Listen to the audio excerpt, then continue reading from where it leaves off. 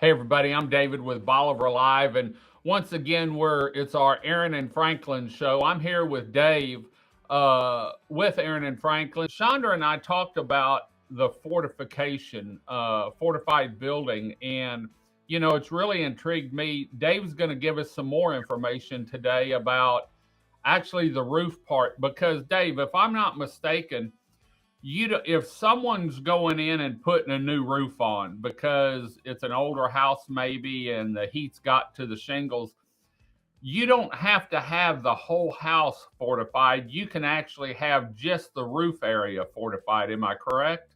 That is correct. Yes, you can actually just do the roof and get a fortified roofing designation.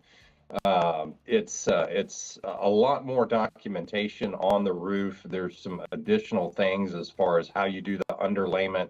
They want the roof deck re-nailed with a specific nail and a specific pattern in order to keep the roof sheathing down. And then we go into the roof underlayment. They give you several options, but some of them are to put tape on all of the seams of the plywood sheathing to keep water penetration out. Another one is using an ice and water shield, which is a fully adhered membrane that goes over the roof, which is a really good option. It's also a little pricey. And then, they just want a lot of documentation. They want enhanced nailing patterns on all the shingles. And This even if is all you, this is all done through photos and stuff, right?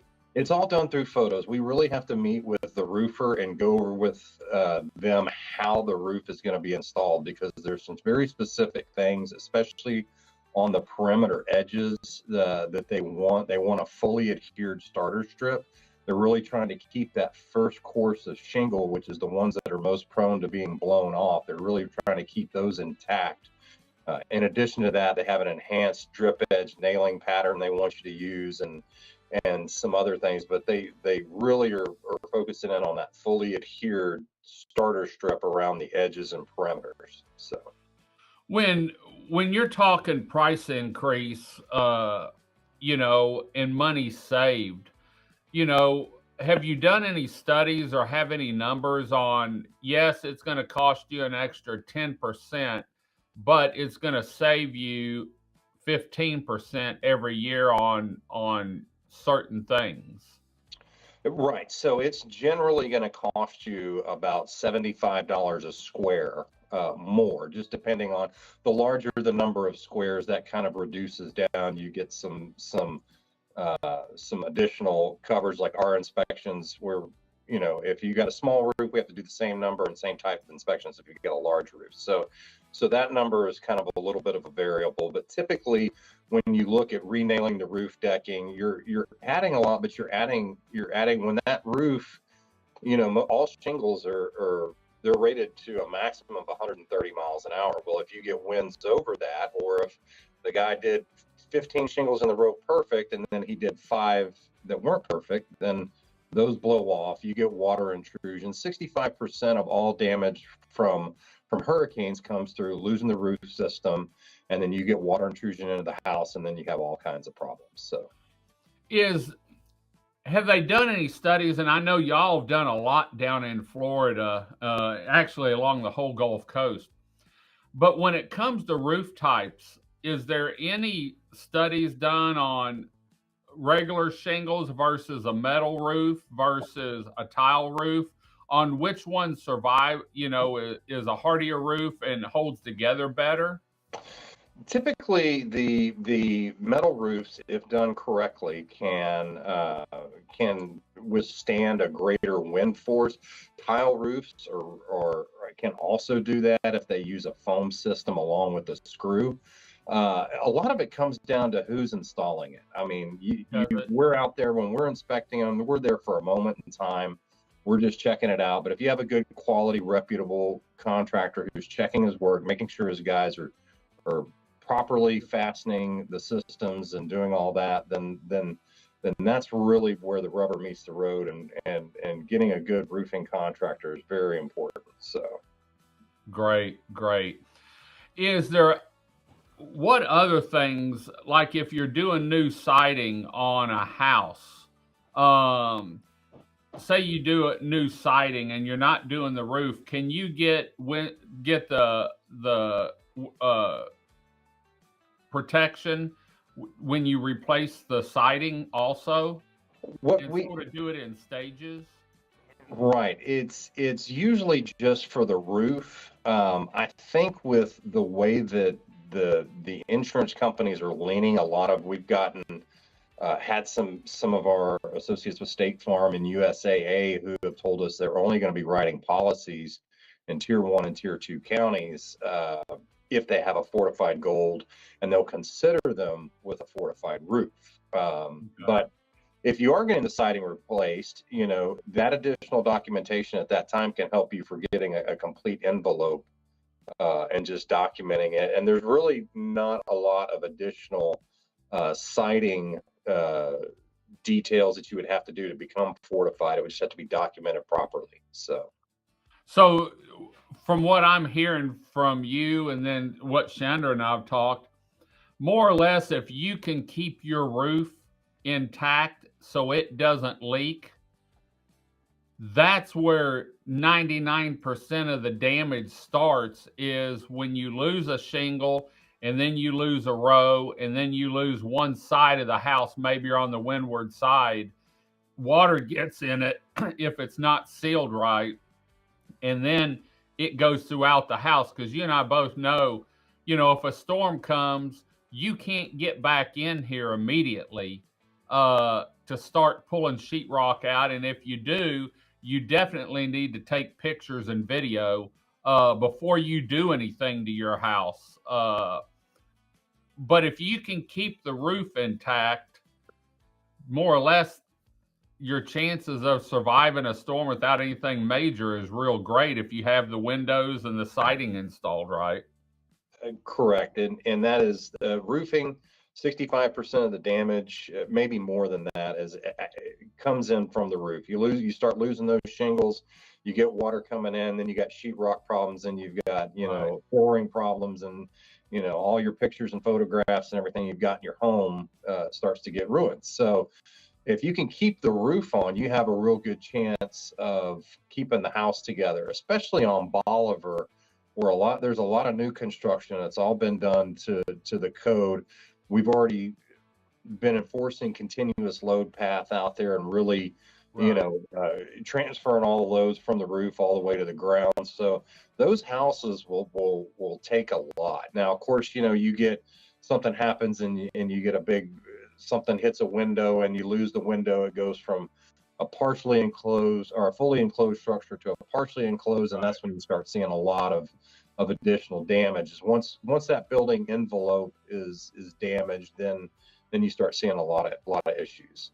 Well, and during Ike, we had a lot of old houses down here, and I felt, one, we had tornadoes down here, but two, you get one house that's older house built on the old pilings, the creosote where they were rotten, and that house went down, and then it floated into another house, and it went down or leaned over, tore it up, and it was just a domino effect. I think a lot of it was down here, and it was not funny, but you could go to certain areas, and that's where everything was piled up. If there was a catch there, it all piled up there. Either it washed away with another wave, or it was there whenever we returned.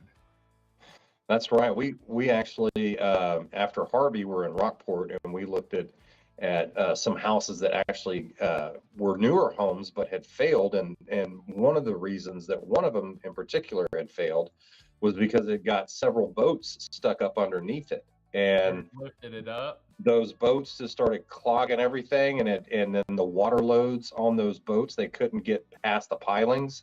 So in a V zone, you have breakaway walls. They're designed to fail. They're designed to, when the water starts coming in and crashing on those, that they can just go around the pilings and not Right. have any issues there. But when you get a lot of debris in there, that's when it really starts pushing on those piles, and it can actually push an entire house over if you get enough load going on homes. So Great, great. Well, if people want more information on the fortified building and maybe the roof, maybe they're going to get a roof put on this year, where can they go to get more information on that? I think just go to Aaron and Franklin's website, www.aranfranklin.com, and click on a link. You can call the office anytime. We'd be happy to talk to you. We have a Stephanie, who is our fortified sales team lead. She is a good resource and a good person to talk to about that. So, And just real quick, if someone builds a whole house fortified, they can save quite a bit of money on their insurance, can't they? they absolutely can. Even doing the roof, you can save. You're going to save money if you go through a State Farm or Farmers. Now, if you use an impact rated shingle too, you can save through TWIA. But the entire house, we had recently a customer who was getting quotes of $16,000 plus, and when they looked at applying the fortified designation through State Farm, it cut it more than half. Really? So yes, and that's the lifetime of the home, as long as State Farm's writing policies in the area. Yeah. Right. And, one thing is the cost of the home is one, most people are going to finance it. And so it may make your payment a little higher. But when you can drop your insurance 25, say 35 to 50%, man, that's a lot of money on you're saving $8,000 a year on that one particular house, or even if it was $6,000 a year over, 10 years, you're looking at a lot, $60,000 that you can save if my math is right this early. But it adds up. It appears to be pretty significant, and I'm not an insurance guy, but just some of the things we've seen. If I was building one out there, there was no doubt. And the majority of it, when you're building one from scratch, we're already doing the majority of those items. Are captured under our traditional windstorm. There's a little bit more engineering that has to be done, a lot more documentation, but most of it comes down to the roof system. So, but yes, there are significant savings, and you don't have to go to TWIA, to the insurer of last resort. It opens you up. You may have other insurance people who are competing for your business. You have a fortified property, they know it's built to their standards. It's actually the insurance agencies are the ones that develop the fortified program. So this isn't just Texas. This is anywhere. The fortified goes all along the coast, whether you're in Florida or you're in Texas. Absolutely. And actually in Louisiana and Mississippi and Alabama, the fortified program is basically like their WPIA TWIA program. It's essentially what they say that you have to build to. So they're already doing that. There's talk of bringing it to Texas. It hasn't happened yet, but it certainly looks like it's trending in that direction, especially as TWIA looks to depopulate and get out of writing all of this risk on the coast. Right. They want other insurance agents to come in and share this risk. And if that makes your house more marketable, I mean, think about it. If you go to sell your house in a few years after building it, people are they're looking at saving $6,000 or $8,000 a year, on their insurance, and they can get a nice State Farm policy or a USA policy or whatever, then they're that's probably attractive to a buyer. So real quick, what if you're doing a fortified home in a Cobra zone? Does it save you any money? Cobra zones are just, they're tough. Certain companies just do not write Cobra zones at all. Most of them are done through Lloyd's of London, and they're pretty selective, but Cobra zones are kind of there. It's a real crapshoot on getting insurance on though. But I know that the fortified really, for some of these companies, it's not going to matter because they're not going to write it anyway. Yeah. So okay.